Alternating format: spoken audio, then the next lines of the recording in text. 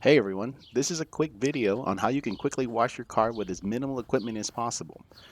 As a reminder, this video is not for auto detailers or those learning to be an auto detailer. These are for folks who just want to take care of their own car without having to go through all the crazy steps that we auto detailers go through. So go ahead and grab a stool and gather up the equipment that you see here on screen. I'll let you pause the video for now. Moving on to number one, water. You're going to use a hose or pressure washer. So for this video, I'm going to simulate using a hose. I have a pressure washer. So check if your hose line is straight, and if you got any kinks in it, go ahead and unkink it here. Now look at how I tighten up this hose there. I'm going to twist it to the side to loosen it, and at the very end, I'm going to twist it back just like that. So you'll see here in a bit that my hose that leads to the car isn't long enough. So I have no choice but to use a pressure washer. But if you have a hose, you can follow along. Next, we're going to need some soap. I suggest getting any kind of auto vehicle soap, but read the label. Ensure that it's not strip soap. Strip soap is a higher concentrated car shampoo that helps remove old waxes and sealants and glaze. Do not use this. On screen here, we got some regular auto shampoo. This is the kind of soap you want. They're very cheap and easily available.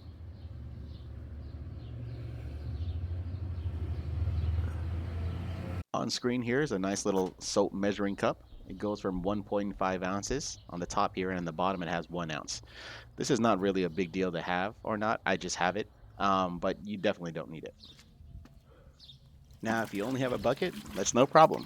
Just fill it up with water, and then we're going to add the soap into there afterwards. So I'm just cleaning the bucket here, rinsing out all the old dirt from before, and we're just going to let it fill up. Now that we're almost there, you want to get the water to about here.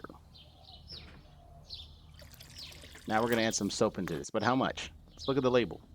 So it says right here, pour 1 ounce or 4 capfuls of soap into a gallon of water. Well, we got about 4 gallons in here, 4.5. Um, and if you don't have one of these guys, no problem. Just pour it in here. Give it about a 3 to 4 second pour. Now, to be honest, looking back at the video, I think I should have put more in this. So later on, I'm gonna adding more. Now you're gonna get your hose or your pressure washer, kind of get some pressure in the water here and make those suds come alive. Put it in there and really mix up that water and soap. Now, if you have a foam cannon, it's kind of the same thing as a bucket. It's just a smaller and more concentrated version of the soap.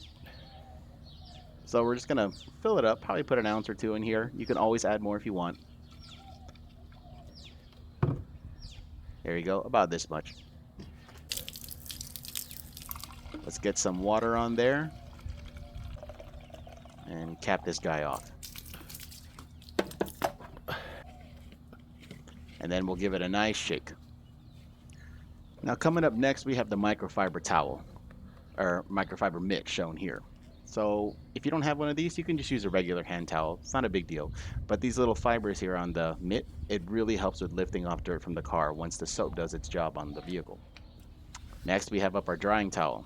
If you don't have one of these, you can just use a regular bath towel, but it might leave lint and other fibers behind.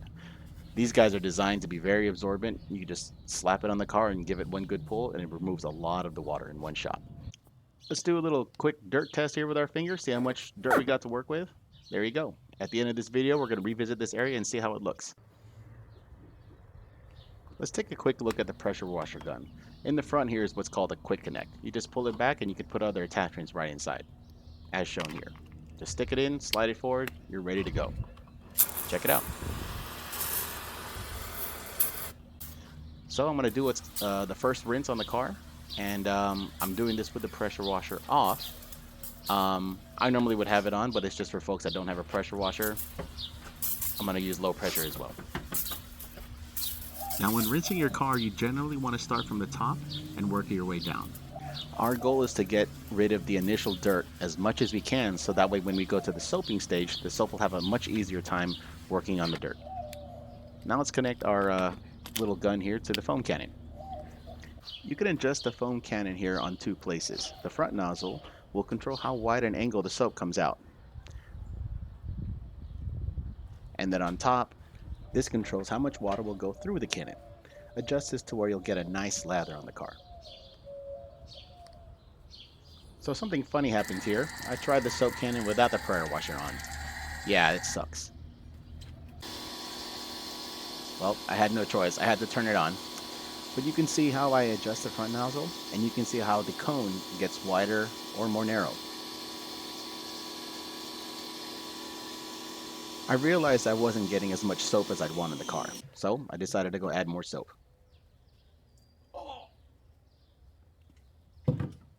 You probably could add more than what I did, but do it to your own preference.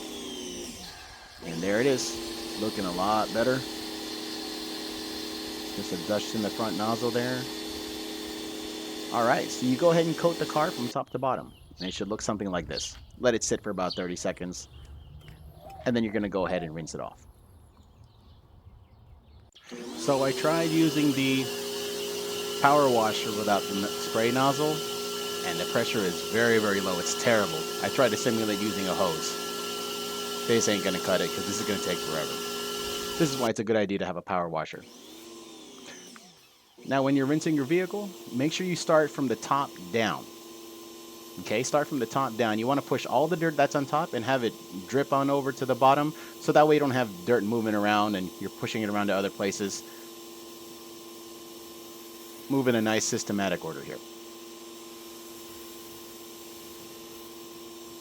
Now for those of you without a wash mitt, after you're done rinsing, you could pretty much be done here, and you just towel off your car and you're good to go. All right, now that we're done here, we're gonna get that wash mitt.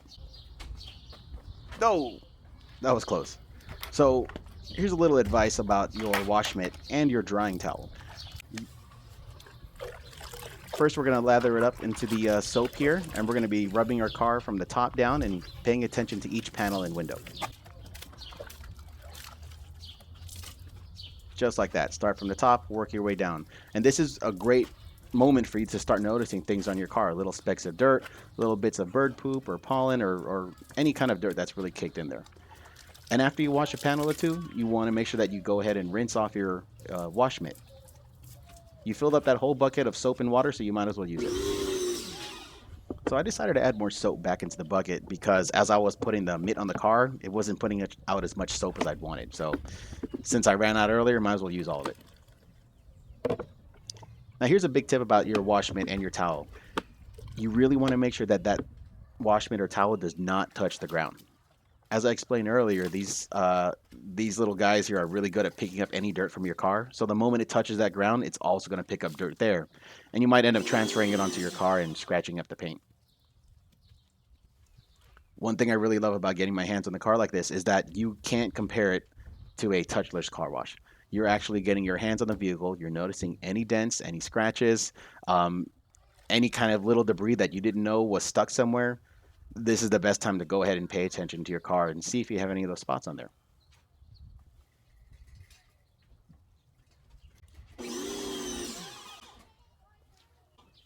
All right, now that we're done here, I'm going to put this bucket away and let's go ahead and rinse it off. And like I said before, you want to start from the top down.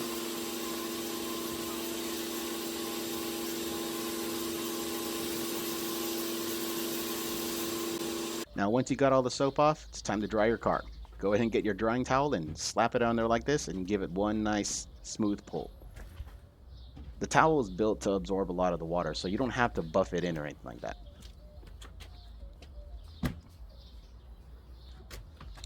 Give it a whole once over in your whole car and you're pretty much done. So coming up, I'm just going to have a time-lapse video of me completely washing up this car from start to finish. You can stay and watch the whole thing, or if not, thanks for watching the video, and please leave me a like and subscribe, or don't. Doesn't matter to me. I'm just happy that you guys took a look at it.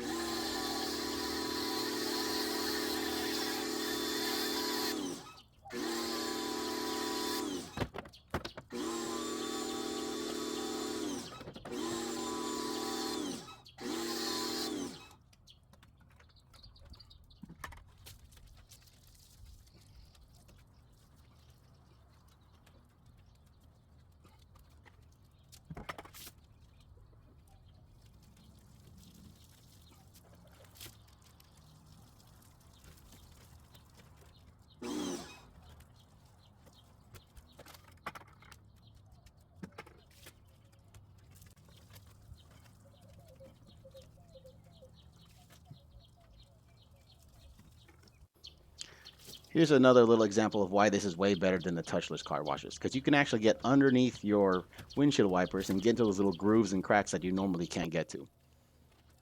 And especially the front of your car. This is where a lot of bugs or bird poop or anything like that is stuck on your vehicle. You can really now take the time and focus on those spots.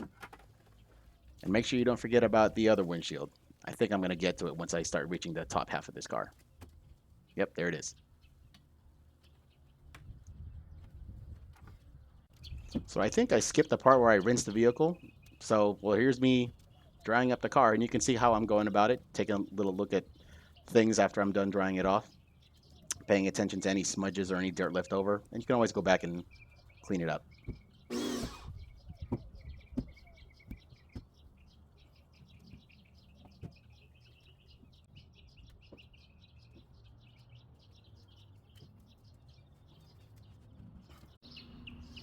And there you go. This is a nice little final walkthrough of the car and just some things to expect after you're done washing it. I did fully dry the car, but there are just some places, if you're trying to do this on your own or quickly, where water will appear again, usually behind the taillights or usually that spot right there. Usually on the door handles, sometimes water likes to leak out. Yeah, you got some right there, you see that? A little bit on the mirrors. And yeah, this guy is smooth now. So thanks for watching the video, guys. I hope you learned something. Have a good one.